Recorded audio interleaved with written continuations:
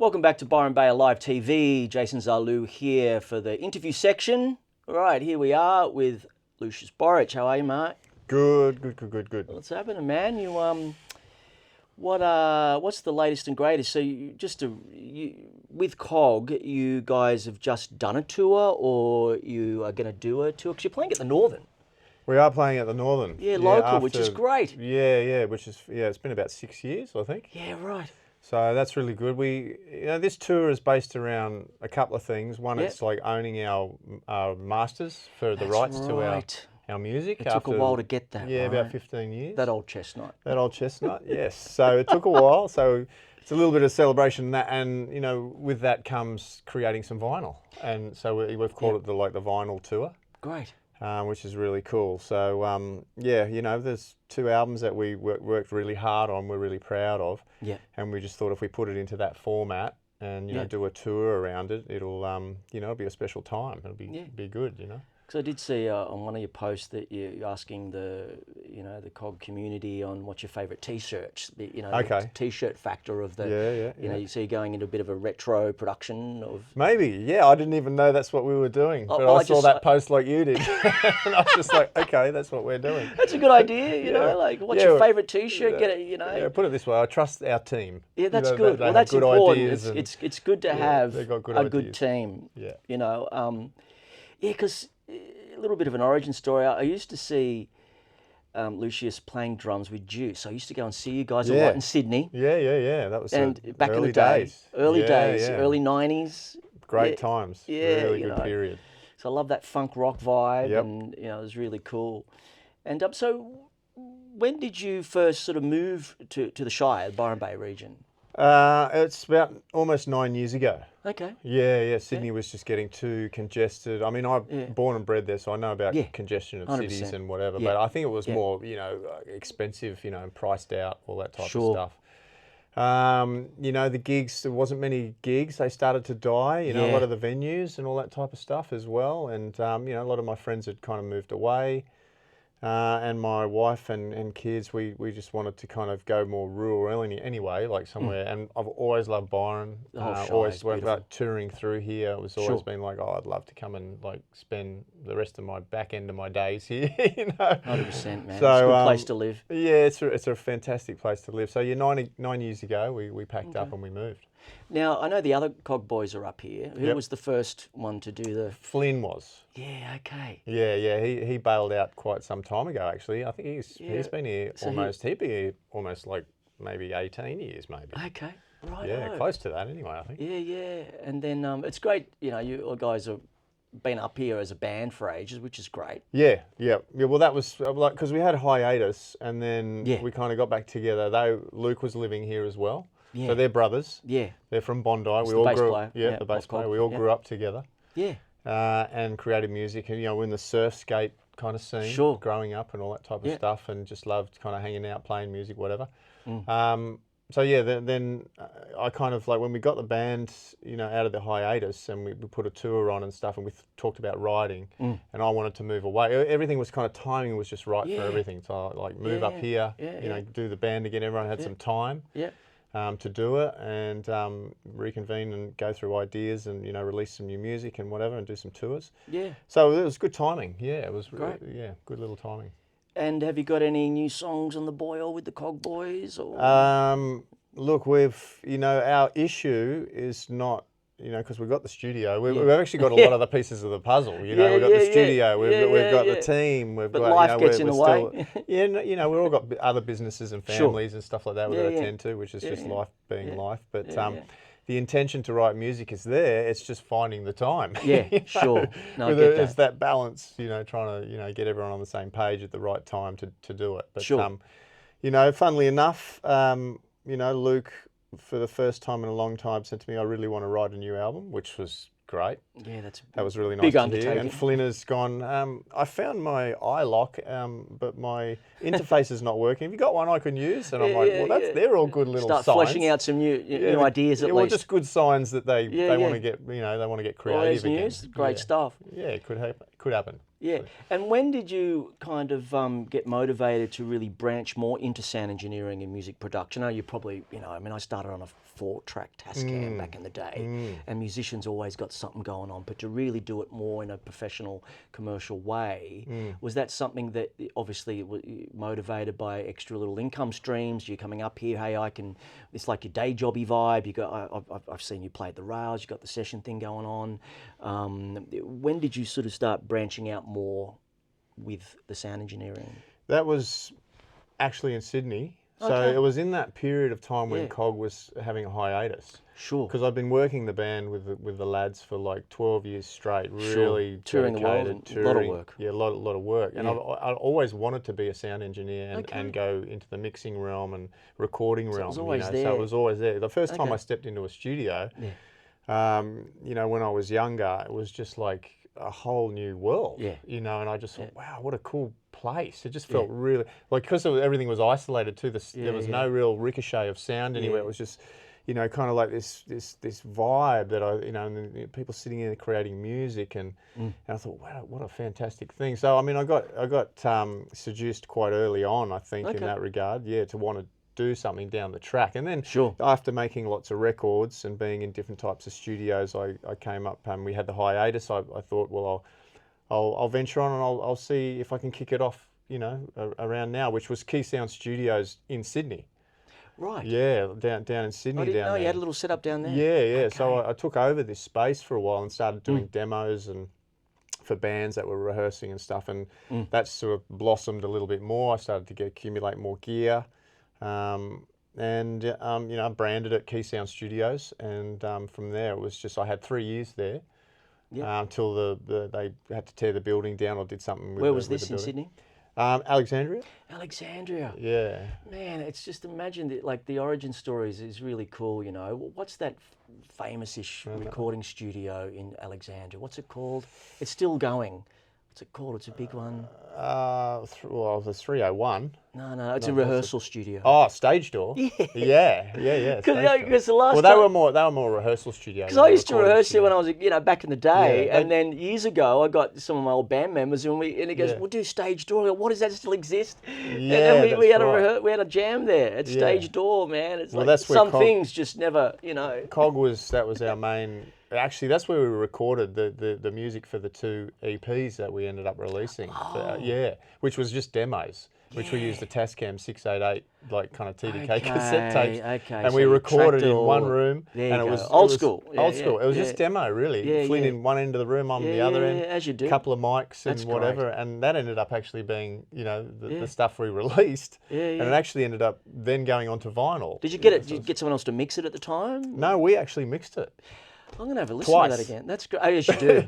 Because it was I was kind of like learning about things too. So you using the NS10s, you go, well, there's not much bottom end. I think I'll pump a bit more. It's like, then you go to put it on the stereo at home, and the whole thing blows out. Well, that's sort of cross-referencing. Yeah, so I'm about to kind of do it again, but that's Stage Door is around that era. I mean, we were a little bit more towards the airport, around that place, but 3 years there, that was great. And then obviously, had to pull up stumps, as they say, and I tried to find somewhere else to kind of set back up, but I just couldn't find the space. And then I'll just work independently around around Sydney, and then when the time's right, I'll recreate it again and brand it where I want to brand it. And Byron was kind of like the first. Well, when we first got here, I had a home studio out the back of our house, basically.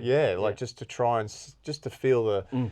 The waters, I guess, and see, because we just landed in the Shire, really. So I didn't know in terms of like work, in terms of like gigging, in terms of like, takes a while to get your feet. Yeah, just to know how it's all functioning and flowing, and then that actually seemed to work pretty well. And I was getting some clients coming in and doing some good stuff out of there. And I thought, well, maybe I'll just, I'll take this into the realm of the industrial state, or get a warehouse somewhere and take it up a notch. Here we are. And here we are. I mean, technology is amazing, just for me going from a Porter Tascam to 16-track, and and then having like $1 million probably studio with all the plugins. I'm more of a plug-in guy. I got a laptop. Sure. Technology is quite amazing. And it's been interesting, in a nutshell, how the industry's going. Well, a lot of people have learned to produce their own records, like myself. Sure. And the big record labels have had to kind of, fuse together. And so in some sense, the whole temperature of the industry is, it does, if you learn to, where I'm at, you've got to put a marketing hat on after you've, That's right. The different hats you have, gone from singer-songwriter to band leader to music producer and, the marketing side of things. But in some sense, it's been great that a lot of power has come back to the artist. Yep, for sure. Which is really good. There was one I got somewhere where some of the new kids, they wanted the record deal, but this is what I've just heard probably on TikTok somewhere, just as a topic of conversation, where these record labels now, like back in the day, you get signed whatever, but they want to know that the artist has got 100,000 sort of followers. But why do I need you, record label, anymore if I got that? Well, whether they're real or not too, right? Because sometimes the people have 100,000 followers, but they're all bots. They're not even real. So this is the thing. You go and have a look, and they're not even real. They're not even real. Fake accounts. Yeah, and even the big. But it makes them look good. Yeah, it makes them look good. Fake it till you make it. Yeah, 100%, man, 100%. Yeah, it's great we got the technology, and it's fantastic. We can cut records and make music in different ways. Really it comes down to the song. It doesn't matter how much gear you got, how good the gear is or whatever. They can, they can really polish things up, obviously, but it's in the song. If you ain't got a good song, it doesn't mean crap, 100%. So where you're at now, basically, you've got a few clients coming in, so you're keeping the boat afloat here, which is good. Yep. Just keeping the boats afloat. It's been a little quiet lately, and I don't think ebbs and flows. I think, that's happening in the Shire across the board with everyone. Yeah, everyone's got their own little. There's a few studios around. Well, there's just a few people saying the same thing. It's it's very quiet at the moment. Yeah, okay. So the general overall. Yeah, like from what I'm hearing is there's. I think people are being quite particular, where they're spending their money at the moment. Things are getting expensive generally. Things are getting super expensive. So they're like, I'm not gonna. So there's, and I think there's a little seasonal thing that happens with studios too. That there's a little quiet period, and then it seems to build up towards the end of the year. Yep. So you find that as well, but look, enough to keep the doors open and do what we've got to do, which is lucky. We're really lucky, and obviously we're doing a good job. So awesome. So that's kind of cool, and the word gets around and all that type of stuff. So cool. We're happy about that. We'll just wrap it up. Just one last thing about back to COG, sure. Going independent. So you have a obviously independent now that you got your masters back. Yep, that's right. Fully independent. Great. How do you feel about that?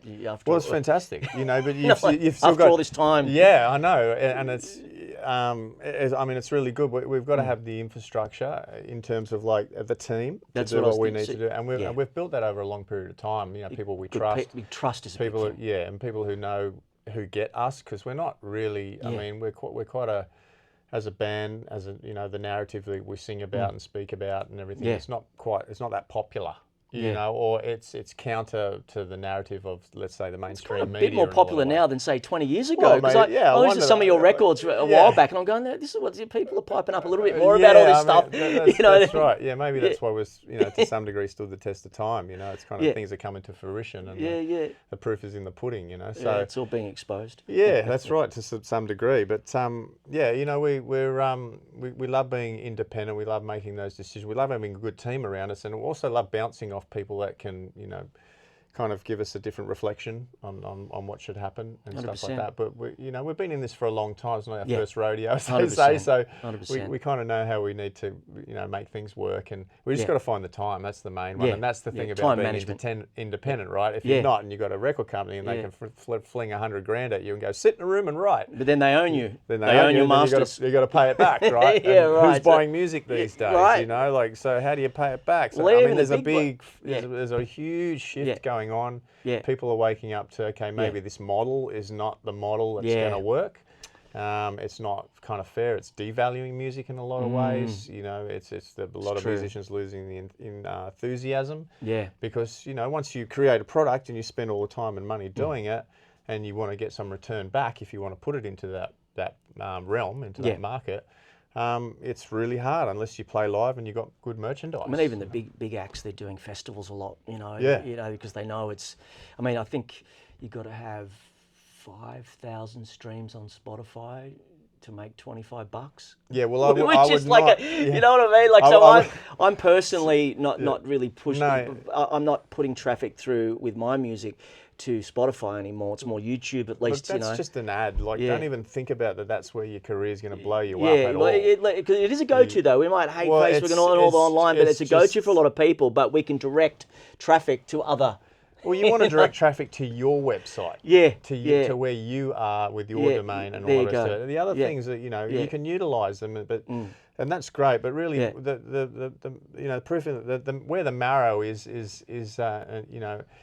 boots on the ground. Meaning playing live, building it brick by brick. Shaking hands, getting out there, playing 100%. In front of people, and integrally doing it that way, so you can, the people that finally stick with you and last the distance. You build that community, and build a really strong rapport there, and they follow you in a sense that what you're doing they like, and they they'll stick by you. They'll stick by you, which is important, and that's what's kind of happened with COG. And awesome. I mean, we haven't released anything since 2008 in terms of an album. Yeah, but you had. We've released when did the last few singles? We released 3 singles, but when was that? Well, that was a few years ago. That was pre-COVID too. So those singles, I think, Drawn Together was our last one. So that was. Okay.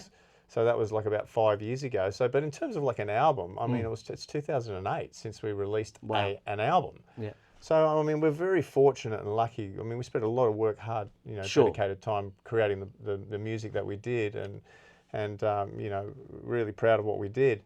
And it seemed to have translated, crossed over in terms of like the length of time and stood the test of time, so to speak. It wasn't like a fad thing or whatever of the time. Sure. It's just good, good riff is a good riff. It should last and stand the test of time. Love your work, man.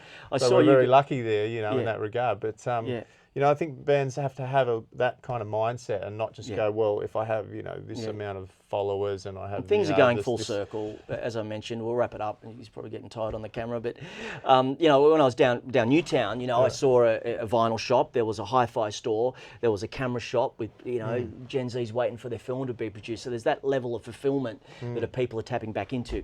Cool, mate. Well, we'll wrap it up. Sure. Just one last little plug for COG. So you guys are playing at the Northern. Yeah, that's on the 19th of October. Okay. Yeah. I've been looking forward to seeing that. I saw you we guys got at the another Tivoli. local band as well, C-Benz are playing. Okay. Yeah, and then hopefully we'll get the King boys, the surfer Kingy boys come and jumping on doing their first. They've got a new hot band that comes in here. Hot stuff I call them. Okay, awesome. They haven't got a name yet, but all right. But hopefully they'll come and play as well. But it should be a good night. Well, what we'll do, we'll leave some links in the description below with the Keysound and COG. Thanks a lot, mate. It's been a pleasure. All right, cheers, mate. Okay. Yeah, absolutely.